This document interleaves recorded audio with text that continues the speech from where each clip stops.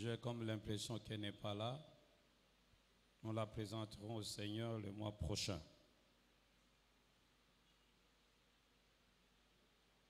Maintenant, je vous prie de bien vouloir vous lever pour lire la parole de Dieu avec moi.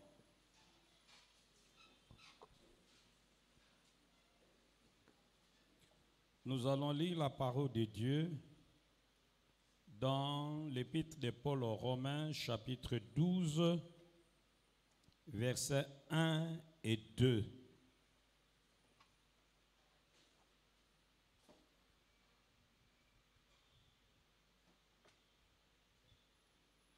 Épître de Paul aux Romains, chapitre 12, versets 1 et 2. Nous lisons au nom de notre Seigneur Jésus-Christ.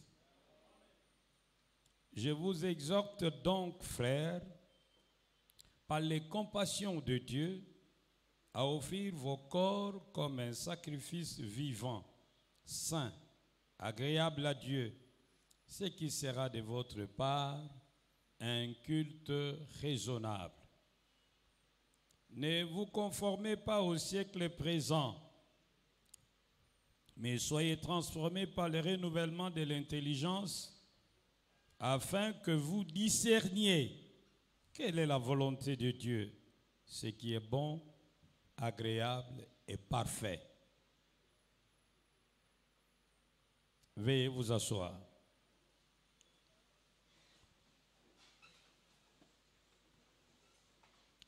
Notre Père et notre Dieu, nous te sommes infiniment reconnaissants pour cette grâce que tu nous donnes d'écouter ta parole en ces lieux. Viens et parle à chacun de nous dans la puissance du Saint-Esprit. Au nom de Jésus, nous avons ainsi prié. Amen. Comment connaître la volonté de Dieu? Tel est le thème de ce jour. Comment connaître la volonté de Dieu?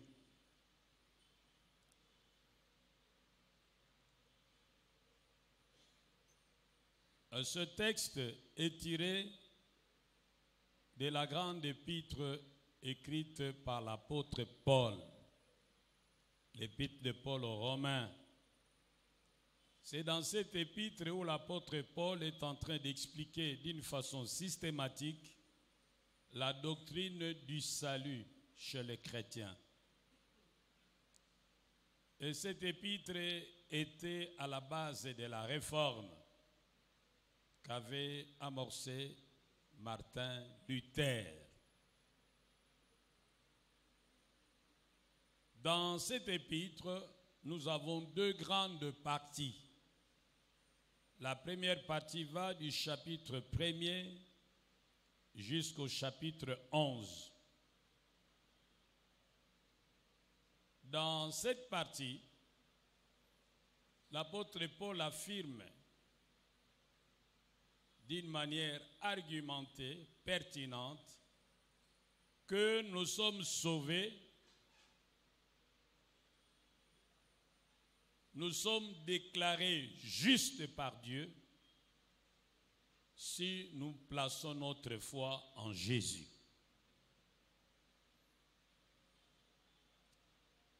C'est pourquoi déjà dès le départ au chapitre 1, versets 16 et 17, il annonce le thème de cette épître, la justice de Dieu par la foi. Et au chapitre 3, verset 28, il affirme avec force que nous pensons que l'homme est justifié par la foi seul, sans les œuvres de la loi.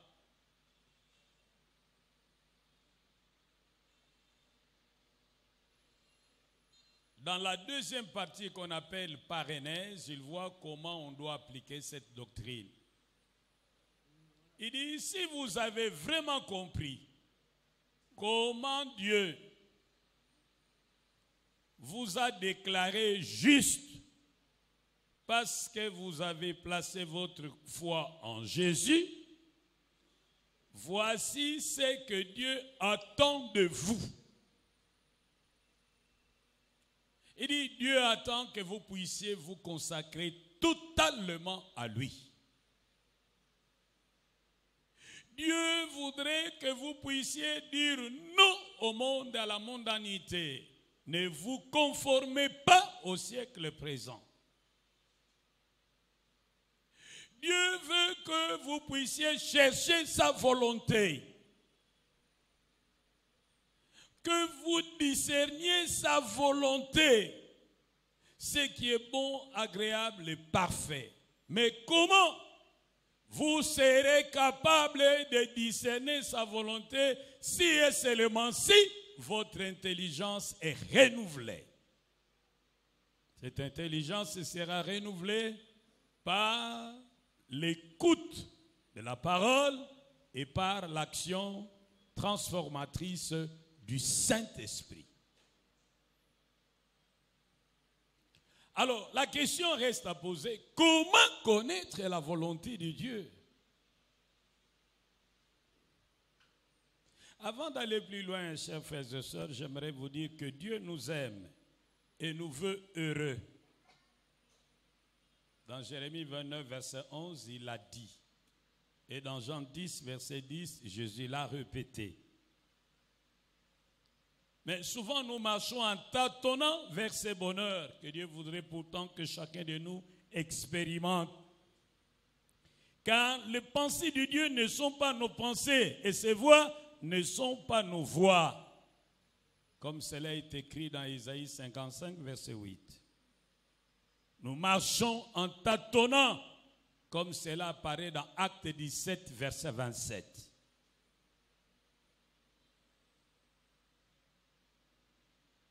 Mais dans cette quête d'être là où Dieu voudrait que nous soyons, dans cette recherche de faire ce que Dieu voudrait que nous fassions, parfois nous nous trouvons sur des chemins qui paraissent droits. Mais au bout desquels il y a la mort. Dans Proverbe 14, verset 12, la Bible dit: telle voie paraît droite à un homme, mais son issue, c'est la voie de la mort. Ce qui revient à dire que nous ne serons jamais heureux tant que nous ne serons pas là où Dieu voudrait que nous soyons. Heureux, c'est lui qui est dans la volonté de Dieu.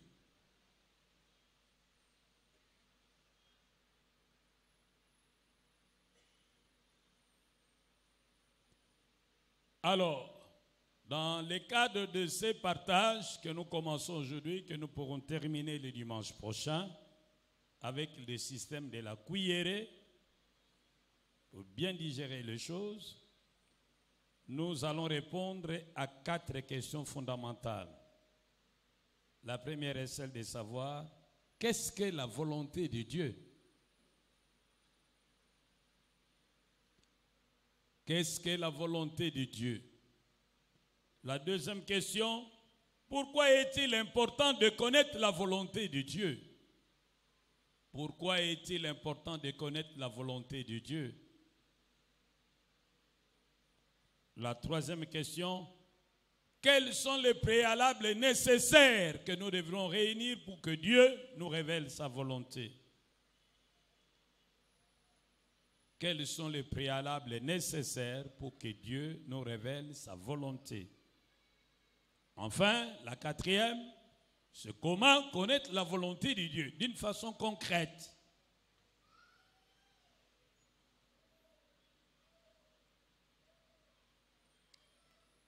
Voyons à présent, qu'est-ce que c'est que la volonté de Dieu? Bien-aimés, la volonté de Dieu signifie beaucoup de choses à la fois. Aujourd'hui, j'aimerais attirer votre attention sur 4 aspects, 4 éléments, 4 vérités en rapport avec la volonté de Dieu. La volonté souveraine de Dieu. La volonté de Dieu signifie le décret divin. La volonté de Dieu signifie le décret divin.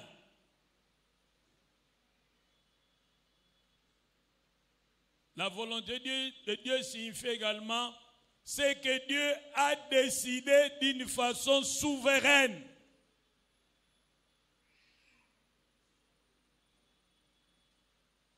La Bible nous dit que Dieu contrôle d'une façon souveraine toutes choses. Et il prend des décisions souveraines aussi. Je vais donner un exemple. Dans Acte 4, versets 27 à 28, l'auteur sacré nous dit que la mort de Jésus n'était pas accidentelle, mais que la mort de Jésus est le résultat d'une décision souveraine que Dieu avait prise dans son conseil divin. Dieu avait décidé d'une façon souveraine de donner son Fils unique afin qu'il vienne mourir à la croix, portant nos péchés, nos maladies et notre malédiction, subissant le châtiment que nous devions subir à cause de nos péchés. C'était décidé depuis le conseil divin d'une façon souveraine. Mais les hommes se sont retrouvés comme dans une pièce de théâtre en train de jouer des rôles dont ils n'étaient pas conscients qu'ils étaient en train d'accomplir les desseins divins. Les sacrificateurs et les souverains sacrificateurs vont haïr Jésus. Judas entre dans la danse, il va vendre Jésus. Les soldats sont également dans la danse, ils vont arrêter Jésus. Ils vont le juger par Pilate. Et puis on l'envoie chez Caïphe, on le retourne chez Pilate. Et puis après, on fabrique une croix, on le condamne, on l'amène à la croix, on le crucifie. Tout ça, c'était en vue d'accomplir la volonté de Dieu. Nous voyons cette volonté en Gethsémane. Jésus voit comment les choses vont se passer, comment il va porter la maladie de tout le monde, comment il va porter les péchés de tout le monde, comment il va porter la malédiction de tout le monde. Il a vu, c'était affreux. Et il a dit à son père, Père, si c'est possible de sauver ces gens autrement que par ce que je vois là, non, que cette coupe passe. Mais il s'est ressaisi et dit, non pas ma volonté, que la tienne s'accomplisse. Oh, amen. Ça, c'est la volonté de Dieu. Une décision souveraine qu'il prend. C'est au nom de cette souveraineté que Dieu renverse le roi. Il élève qui il veut, il abaisse qui il veut. Et il n'a de compte à rendre à personne. La volonté de Dieu, deuxième élément, la volonté de Dieu, c'est ce que Dieu nous ordonne de faire. C'est ce que Dieu nous ordonne de faire. C'est ça la volonté de Dieu. C'est ce que Dieu nous ordonne de faire. Jésus nous dit, pourquoi m'appelez-vous Seigneur, Seigneur, et ne faites-vous pas ce que je vous dis? La volonté de Dieu, c'est ce que Dieu nous ordonne de faire. Les commandements de Dieu, les impératifs divins, c'est cela la volonté de Dieu. Et dans Matthieu 7, 21, la Bible dit, c'est Jésus qui parle. Ceux qui me disent Seigneur, Seigneur n'entreront pas tous dans le royaume des cieux, mais celui-là seul qui fait la volonté de mon Père qui est dans le ciel. C'est ça la volonté de Dieu. Faire ce que Dieu nous ordonne de faire. Il y a des textes qui sont très, très expressifs, c'est très clair. Je vais donner par exemple quelques textes dans 1 Thessaloniciens, chapitre 5, verset 18. nous avons un ordre qui nous est donné d'une manière expresse. Il est dit, rendez grâce à Dieu en toutes choses, car c'est à votre égard. Ça va? Je ne vous entends pas. Rendez grâce à Dieu en toutes choses, car c'est à votre égard la volonté de Dieu en Jésus-Christ. D'après ce texte, un enfant de Dieu qui sait que sa vie se trouve entre les mains de Dieu et que Dieu contrôle toutes choses, qui est conscient que rien ne peut lui arriver qui échapperait au contrôle divin. Un enfant de Dieu qui sait que Dieu fait concourir toutes choses en sa faveur. Un tel enfant qui a pris une telle confiance et qui a pris une telle conscience et qui a placé sa confiance en Dieu, sait que rien ne lui arrive au hasard. Et que tout est voulu ou permis par Dieu pour son bien et pour la gloire de Dieu. Un tel enfant de Dieu, quel que soit ce qui lui arrive, il va toujours prendre la chose du bon côté. Seigneur, je te rends grâce. Oh, dites avec moi, Amen. S'il échoue à un examen, il vient rendre grâce à Dieu. Si son enfant réussit aux examens d'État, il vient rendre grâce à Dieu. S'il échoue à la députation nationale, il vient rendre grâce à Dieu. S'il réussit à la députation nationale, il vient rendre grâce à Dieu. S'il échoue à la présidentielle, il vient rendre grâce à Dieu. S'il réussit à la présidentielle, il va rendre grâce à Dieu. Oh, dites avec moi, Amen. Il y a des gens qui, lorsqu'ils réussissent, ils oublient Dieu. Ils organisent une fête chez eux, ils n'invitent même pas les pasteurs. Et s'il invite les pasteurs, c'est un détail au coin, il n'a rien à dire, il n'a rien à faire. Mais je crois que les chrétiens prennent quand même le président de la République comme un bon modèle. Avant qu'il ne soit président, il était dans sa paroisse. Il est devenu président, il est resté dans sa paroisse. Il va prêter serment, il invite son pasteur. Tout le monde va prier, son pasteur doit commencer. Voilà, ça c'est quand même bien. Il y a beaucoup de gens, dès qu'il devient ministre, il quitte ici, il va dans la grande église dont j'étais le nom. Ça n'a pas de sens. Oh, dites avec moi, Amen.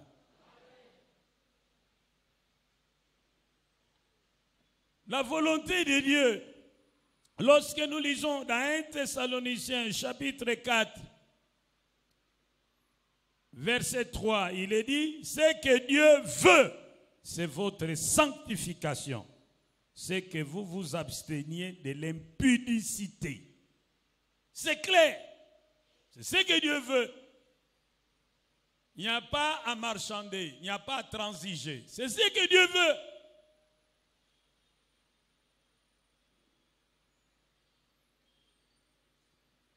Qu'est-ce que c'est que la volonté de Dieu? La volonté de Dieu, c'est ce que Dieu permet d'une façon souveraine et pour lesquels on n'a pas de questions à lui poser.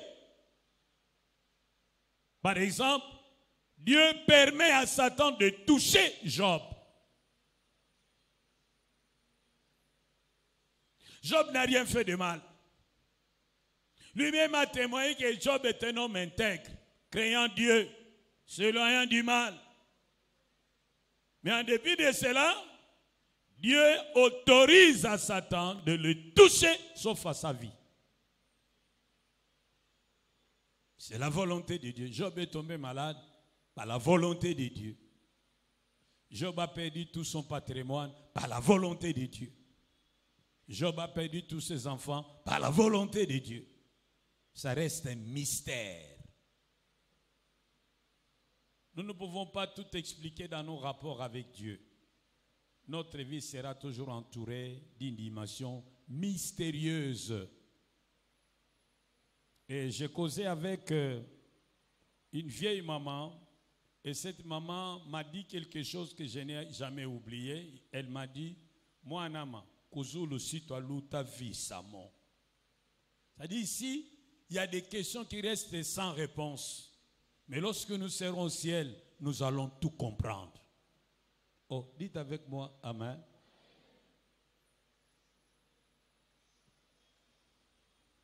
Alors, en attendant que nous comprenions cela, nous devons rester attachés à Dieu.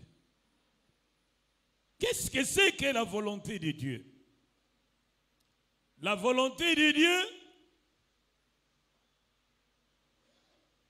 c'est ce que Dieu veut par rapport à son royaume et à l'humanité et aux autres créatures.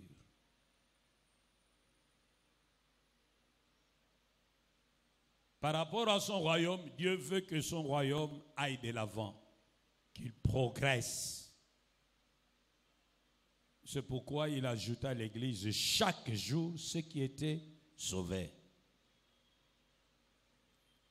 Dieu veut que nous puissions le glorifier en tout temps et en tout lieu.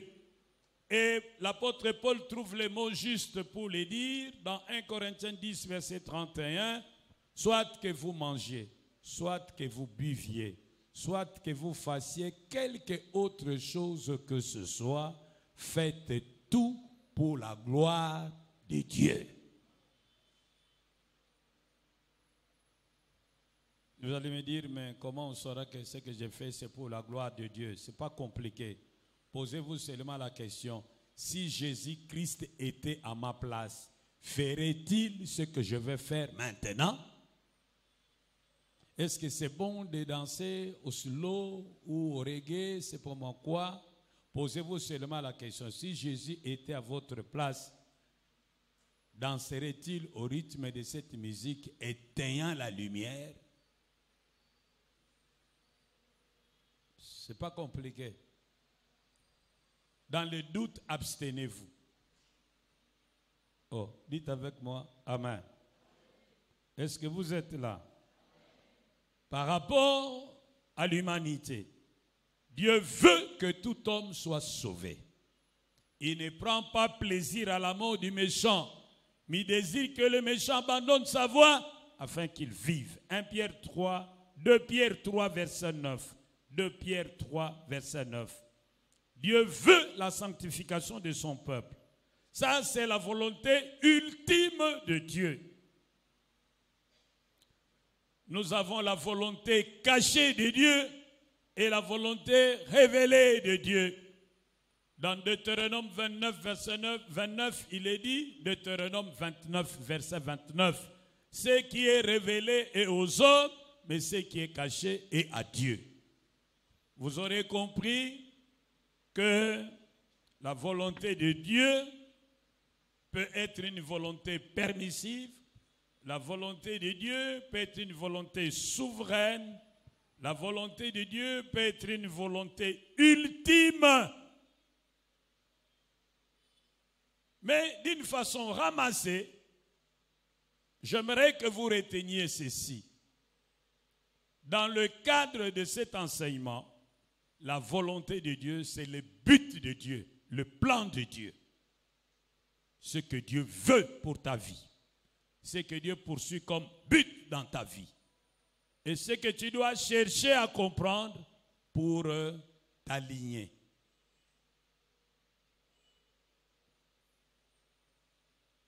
Cette volonté peut être révélée, cette volonté peut être cachée. Alors lorsqu'elle est cachée, nous sommes obligés de chercher à la découvrir. Mais pourquoi est-il important de connaître la volonté de Dieu? Il est important de connaître la volonté de Dieu car cela est constitutif à notre filiation divine. Tout enfant de Dieu devrait faire de la volonté de Dieu sa nourriture. On nous dit, soyons les imitateurs de Christ. Et dans Jean chapitre 6, versets 38 à 40, Jésus-Christ nous dit que sa nourriture, c'est de faire la volonté de son Père. Pourquoi est-il important de connaître la volonté de Dieu? Parce qu'elle nous évite des erreurs fatales. La volonté de Dieu nous évite des erreurs fatales. Dans Proverbe 14, verset 12, nous avons lu qu'une voie peut paraître droite à un homme, mais son issue, c'est la voie de la mort, c'est le chaos. Lorsque tu te maries avec un homme qui ne cadre pas avec la volonté de Dieu, tu entres déjà dans l'antichambre de l'enfer. Lorsque tu te maries avec une femme en dehors de la volonté de Dieu, tu entres dans un chaos.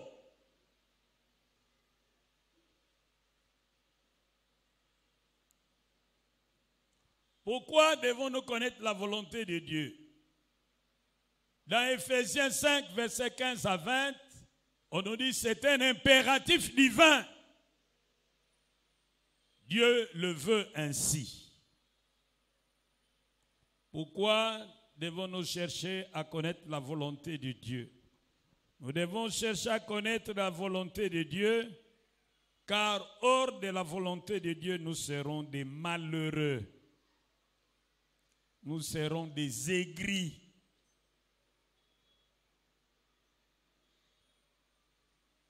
La Bible dit, dans le livre d'Ésaïe, chapitre 1,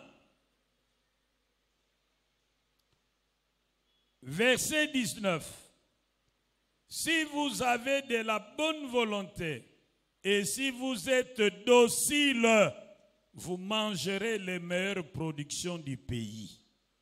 Mais si vous êtes rebelle, vous serez dévorés par le glaive, car la bouche de l'Éternel a parlé. Si nous cherchons à connaître la volonté de Dieu et à nous soumettre à cette volonté, nous serons heureux. Il nous donnera des meilleures choses. Il y a un dicton chez moi, je vais le dire dans ma langue. Moi, na lemvu dia kiboti. Moi, na lemvu dia kiboti. C'est à l'enfant obéissant qu'on donne les bonnes choses. Et nos mamans seront d'accord avec moi. Vous pouvez avoir des enfants, André et Jean. Pendant qu'ils jouent à la balle, vous appelez Jean. Jean. Maman, viens. Attends, je viens. Jean, maman, viens. Bêta. Jean, maman, viens. Je viens. Mais il ne part pas. Fatigué d'attendre Jean, maman va appeler André. André, maman, viens. André abandonne le ballon, il va chez maman. Va m'acheter du sel. André va acheter, il vient déposer et rentre jouer. Jean, maman, viens. Va m'acheter les savons, je viens. Bêta. Bêta. André, maman, viens. André va acheter les savons. Il va acheter, il vient. Maman constate tout ça. Pendant qu'il joue, maman décide. Jean au Goliath. Et puis Jean, pris par le goût de la balle, problème tel camté. Parce que pour l'enfant, l'essentiel, c'est le jeu. Mais après, à un certain moment, chaque enfant rentre chez ses parents. Il est 13h, il a faim. Tous les deux rentrent. Maman a déjà distribué, il appelle André, il lui donne son assiette. Et Jean, dans son coin, le ventre vide, il bouge comme un accordéon. Il devient tout triste. Maman essaie d'éviter son regard, mais Jean se place toujours à côté pour que maman puisse bien le voir. Et puis quand la maman voit Jean malheureux, il dit, viens. J'étais envoyé, tu avais refusé. Prends, mange, yo même ça ma soum. Oh, dites avec moi amen. Mais la différence viendra en son temps. Quand Jean va se déplacer, maman va appeler André. André, maman, joie. Il y a un qui pense à mon. Mange vite et suis ta bouche. Oh, dites avec moi amen. si vous êtes docile, c'est-à-dire si vous êtes obéissant, disposé à faire la volonté de Dieu, vous mangerez les meilleures productions du pays. Mais si vous êtes rebelle, le glaive de l'Éternel vous dévorera. Oh, dites avec moi, Amen. Dites à votre voisin, si vous voulez être heureux, restez dans la volonté de Dieu. Maintenant, répétez-lui, heureux celui qui est dans la volonté de Dieu. Malheureux est celui qui est en dehors de la volonté de Dieu. Voilà.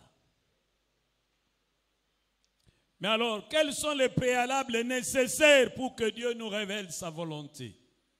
Quels sont les préalables nécessaires? Quelles sont les conditions de possibilité pour que Dieu nous révèle sa volonté? Lorsque ces éléments dont je vais parler ici se retrouvent dans le chef d'une personne donnée, Dieu est disposé à lui montrer la voie à suivre. Bien-aimés, je vous supplie par les compassions de Jésus à ouvrir votre Bible dans le psaume 32, verset 8. J'aimerais que nous lisions ces textes tous ensemble. Psaume 32, verset 8. Frère Nzila, tu n'as pas de Bible. Tu penses que nous sommes dans une pièce de théâtre. On ne vient pas à l'église sans Bible. Psaume 32, verset 8. Veuillez vous lever, nous allons le lire ensemble.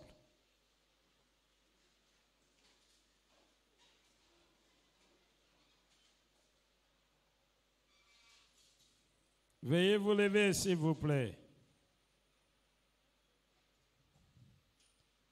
Vous y êtes? Lisons tous ensemble. Jette un.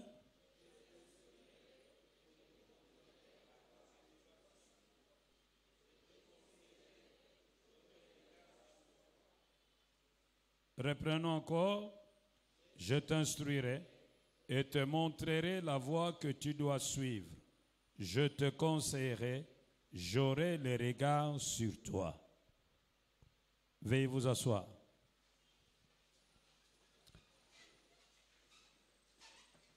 Merci. J'aimerais quand même qu'on lise encore ces petits versets en lingala. Ayez toujours l'habitude d'avoir plusieurs versions devant vous pour mieux comprendre les nuances, car certains textes sont bien rendus dans une langue alors qu'ils ne le sont pas dans l'autre. On ne peut pas superposer les émails d'un filet d'une manière parfaite. Ainsi en est-il de la traduction. Toute traduction est une trahison. Alors, je vais lire sans lingala. Vous allez suivre et vous allez comprendre. Qu'est-ce que nous avons dit? Psaume 25 versets. Hein? Ah, c'est bon. Psaume chapitre, verset 50e, 8. Suivez la nuance. Yahweh alobi. Mais lorsque vous voyez en français, Yahweh alobi ezate. Yahweh alobi. Nga nakopesa yo mayele. Pe nakolakisa yo nzela oyo okolanda. Nakopesa yo toli. Nakobanda kotala yo. Kitoko, hein?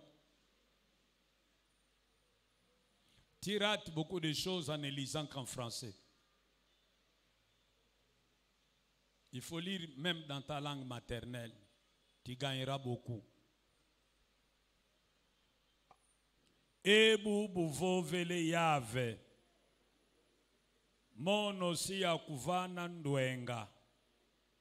Mono si ya kusonga nzila I ufweti landa.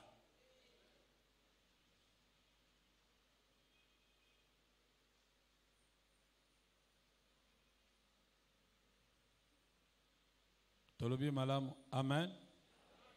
Mono si ya kusonga ma ufweti zaya. Yentangu zazo si ya kudala.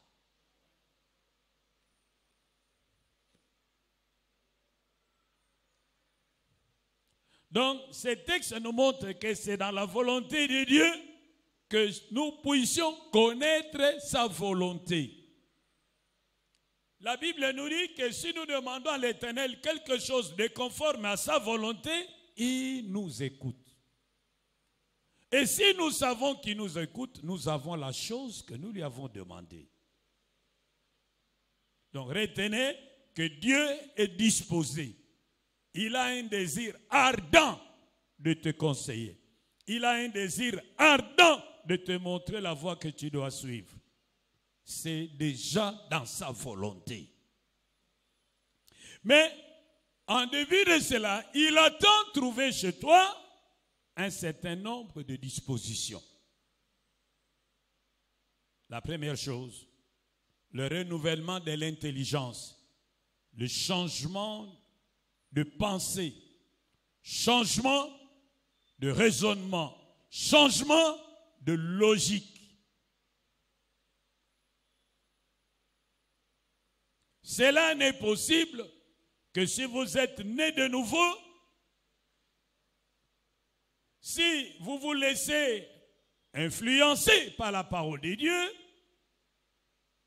et si vous laissez le Saint-Esprit vous transformer. Car il est dit dans 2 Corinthiens 3, verset 14, l'homme spirituel juge de tout et il n'est lui-même jugé par personne.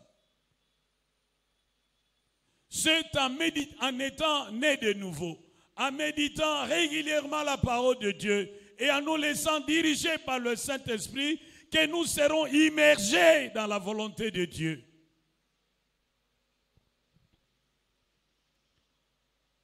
Un auteur a dit, lorsque l'esprit du croyant est transformé, sa capacité de réfléchir, son raisonnement moral et sa compréhension spirituelle lui permettent de tout évaluer correctement et de n'accepter que ce qui est conforme à la volonté de Dieu. Fin de citation. Lorsque l'esprit du croyant est transformé, comment? Par la parole de Dieu et par l'action du Saint-Esprit, sa capacité de réfléchir, son raisonnement moral et sa compréhension spirituelle lui permettent de tout évaluer correctement et de n'accepter que ce qui est conforme à la volonté de Dieu, parce qu'il aura en lui la pensée de Dieu. Troisième préalable. Dieu révèle sa volonté aux humbles. Dieu révèle sa volonté aux humbles. Dans le psaume 25, versets 8 et 9, il est écrit, l'Éternel est bon et droit. C'est pourquoi il montre aux pécheurs la voie. Il conduit les humbles dans la justice. Il enseigne aux humbles la voie. Si vous êtes humble, Dieu vous conseillera. Si vous êtes humble, Dieu vous montrera la voie qu'il faut suivre. Si vous êtes humble, Dieu veillera sur vous. Si vous êtes humble, Dieu vous préservera de tout égarement. Un orgueilleux est souvent opiniâtre. Il s'accroche à son point de vue. Un orgueilleux est souvent imperméable au conseil. Il veut que les choses soient faites comme il veut. Alors si Dieu trouve qu'en vous, en vous donnant un conseil, vous ne le ferez pas, il ne vous le donnera pas. Si Dieu trouve qu'en vous montrant la voie à suivre, vous ne la suivrez pas, vous irez là où vous avez décidé d'aller, il ne vous montrera pas la voie à suivre. En son temps, nous avons reçu un pasteur à la maison et pendant qu'on causait, le pasteur a fait une déclaration que j'ai retenue. Il a dit, les conseils ne sont utiles qu'à celui qui en a besoin. Il y a des gens qui prétendent de venir vous demander un conseil, mais en réalité, il vient demander que vous puissiez appuyer son point de vue. Si vous n'appuyez pas son point de vue, il estime que vous n'êtes pas dans le bon. Oh, dites avec moi, Amen. Souvent, les hommes et les femmes orgueilleux ont de la peine à suivre les conseils. Ils sont inflexibles. Ils sont imperméables aux conseils, à l'enseignement et à la correction. Ils veulent faire les choses comme bon leur semble. À de telles personnes, Dieu ne peut pas révéler sa volonté. Quel autre préalable? Quatrième préalable. Dieu révèle sa volonté et guide son peuple par sa parole. La volonté de Dieu est déjà consignée dans sa parole. Et si vous voulez connaître la volonté de Dieu par rapport à votre situation, il suffit de lire la parole de Dieu. Dites avec moi, Amen. La parole de Dieu contient la volonté de Dieu.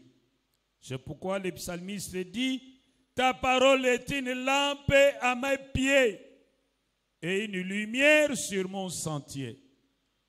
Psaume 119, versets 105.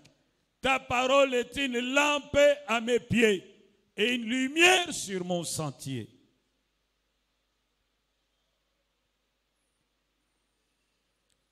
Chaque fois que vous cherchez à connaître la volonté de Dieu, posez-vous la question de savoir qu'est-ce que la Bible dit au sujet de ce pourquoi vous cherchez la volonté de Dieu. Vous croisez quelqu'un, il est d'une religion hostile au christianisme, mais c'est un homme gentil, un homme généreux, un homme sérieux, un homme responsable, un homme friqué, un bel homme.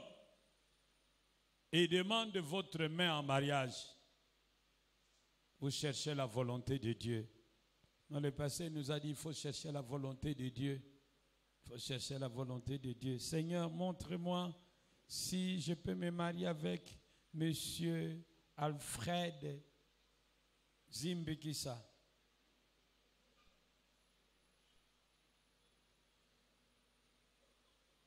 Toi, tu as dit dans Psaume 32, verset 8, que tu me conseilleras, tu me montreras la voie que je dois suivre. Est-ce que je peux me marier avec cet homme? Vous attendez que Dieu vous réponde.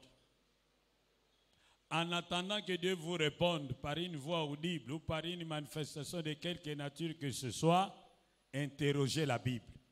Demandez à la Bible. Moi, je suis chrétienne, je crois en Jésus. Cet homme ne croit pas en Jésus. Il méprise Jésus. Il est allergique à Jésus. Est-ce que je peux me marier à lui? La Bible va répondre. Quel rapport y a-t-il entre les ténèbres et la Bible répond. Et lorsque la Bible a répondu, on ne discute pas. Oh, dites avec moi, Amen. Cinquième préalable. Donc, ce qui fait que vous devez avoir du respect pour la parole de Dieu. Vous devez connaître la parole de Dieu et vous devez être flexible à l'autorité de la parole de Dieu. Cinquième élément. Dieu révèle sa volonté et guide ceux qui sont disposés à lui obéir. Dieu révèle sa volonté et guide tous ceux qui sont disposés à lui obéir. s'il nous voit vrais et sincères à faire sa volonté, il va nous la révéler.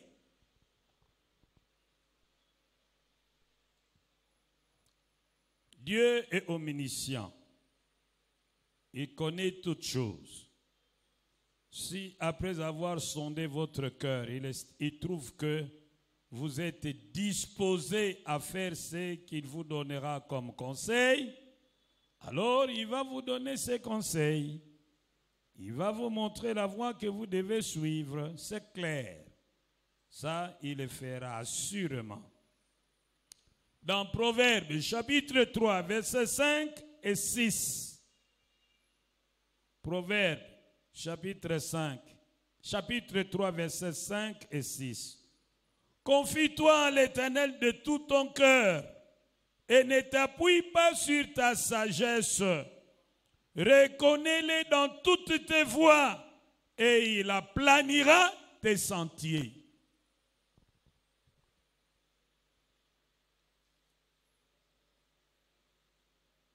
Nous avons un chant que nous chantons souvent. Quel ami fidèle et tendre nous avons en Jésus-Christ, toujours prêt à nous entendre, à répondre à notre cri.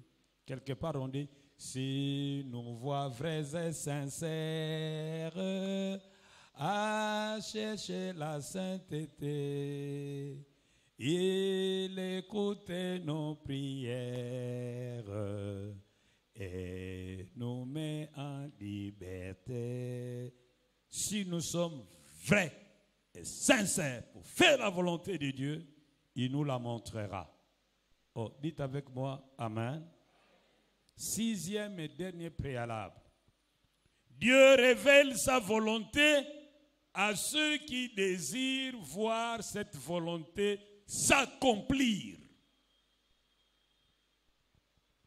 Dieu révèle sa volonté à ceux qui désirent voir cette volonté s'accomplir.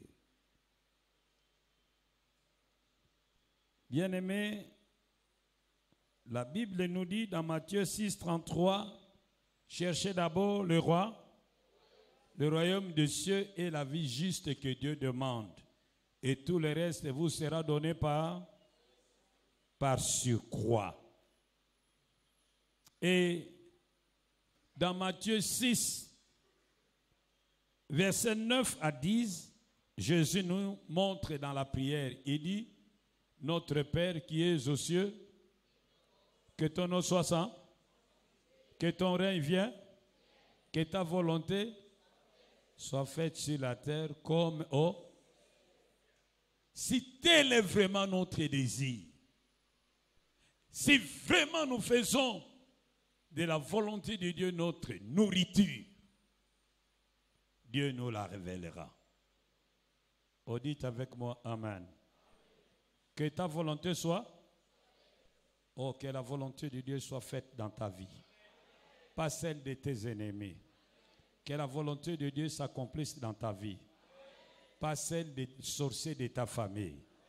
Oh, je dis à quelqu'un ici, que la volonté de Dieu soit faite dans la vie de tes enfants et pas celle de tes parents. Oh, dites avec moi, Amen. Dites encore avec moi, Amen. Il y a des gens qui, cette nuit, s'étaient réunis et ont décidé sur toi que leur décision ne s'accomplisse pas dans ta vie, mais que seule la volonté s'accomplisse dans ta vie. Il y a des gens qui t'ont déjà condamné à la mort, mais que leur volonté ne s'accomplisse pas. Que la volonté de Dieu s'accomplisse dans ta vie. S'il y a des hommes qui ont pris de mauvaises décisions sur toi, qui ont planifié de mauvaises choses contre toi, que le Dieu de Joseph change le mal qu'ils ont planifié contre toi en bien. Dites Amen.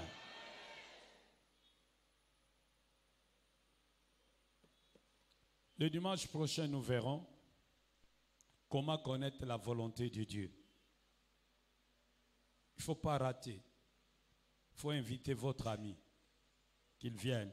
C'est important pour que vous cessiez de tâtonner. faut venir pour que vous sachiez comment vous y prendre. C'est très important. Si vous ne faites pas attention, vous allez souffrir dans vos rapports avec Dieu. Parce que souvent, qu'est-ce qui se passe pour les enfants de Dieu? Lui-même s'engage sans avoir reçu le go de Dieu. Mais dès qu'il est devant le mur, il demande à Dieu de le rejoindre. Zambe yaka. Et Dieu là où il est, ngamutona tinda kiyo. Zona makamba. Avant de partir, accueille Moko. Après, il est devant le mur. Eh Yahweh, Zambe na bomo yomoto kwei samira Jericho kwei samiro. Ngamutu na tinda kiyo. Ya Jericho na kwei sakiponga mutalo baki na bangu baki. Bongo ya yoto solo la kino mo kolonini. Oh, dites avec moi amen. Dans la vie, il ne faut pas forcer une porte. Lorsque la porte est fermée, demandez à Dieu de l'ouvrir. Et si Dieu ne l'ouvre pas, ne la forcez pas. Vous risquez d'aller trouver le diable assis sur sa chaise dans sa culotte et il va vous demander qu'est-ce que vous êtes venu faire. Il va vous régler les comptes. Lobana muninga na ko forcer te na vie, lobana ko forcer te na vie. Oh, lobana ko forcer te na vie, no lobi yepselanga ye. Tu risques de les regretter. Oh, dites avec moi, amen.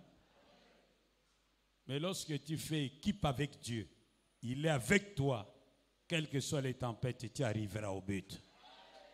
Tu traverseras.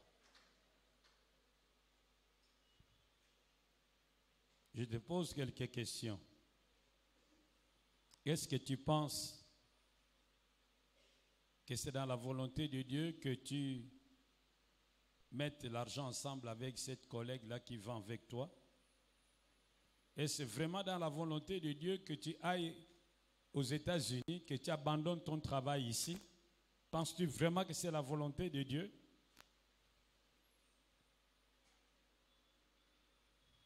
Et si tu penses que c'est vraiment la volonté de Dieu que tu ailles vivre en Europe avec tes enfants, par les temps qui courent, tu penses-tu vraiment que c'est la volonté de Dieu?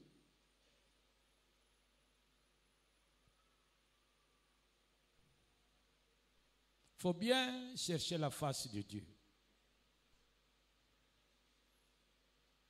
Penses-tu que vraiment c'est la volonté de Dieu que tu ailles élever tes enfants en Europe au lieu de les élever ici? Penses-tu vraiment que c'est la volonté de Dieu? Je vous dis en passant, il y a un nouveau type de mariage aux États-Unis qu'on appelle love more. Love more. Amour plus. C'est-à-dire, vous pouvez être des mariés et puis chacun de vous peut avoir sa maîtresse. Si c'est un homme, il prend une maîtresse, il l'amène à la maison, il la présente à sa femme pour lui dire, voici un nouveau membre de notre famille. Et la femme la reçoit aussi. Dans ce système-là, la jalousie est interdite et le mensonge également interdit.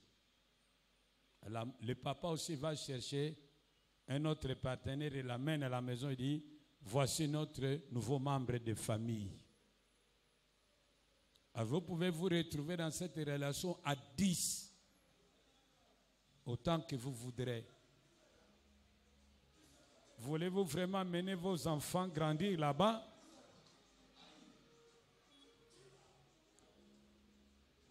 Pas un pas sans que vous ayez réussi la vie favorable d'en haut. Oh, dites avec moi amen. Tant que Dieu ne vous a pas dit avancez, n'avancez pas. Attendez le go de Dieu. Vous voulez quitter cette église, vous voulez aller dans cette église. Vous avez vraiment interrogé Dieu.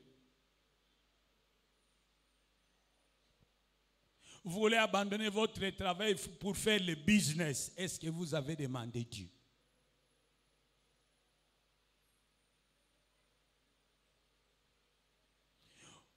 Vous voulez refuser ce jeune homme-là parce qu'il est d'une petite taille et vous, vous êtes plus élancé et plus clair. Et c'est ça aussi le point de vue de Dieu. Parfois, moi,